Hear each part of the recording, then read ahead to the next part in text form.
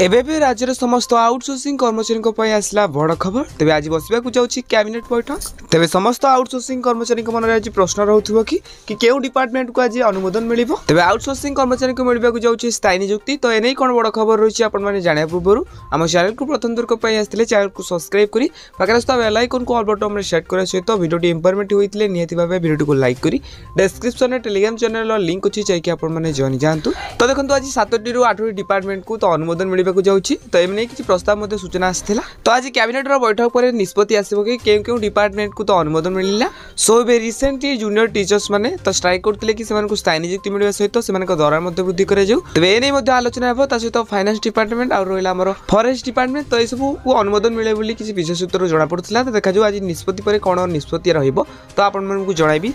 तो कह गले सब डिपार्टमेंट तरफ गोटे नुआ नुआ खबर आसकि सब आउटसोर्सिंग कर्मचारी को नहीं तो बहुत जल्दी समस्त आउटसोर्सिंग कर्मचारी को स्थायी नियुक्ति मिल।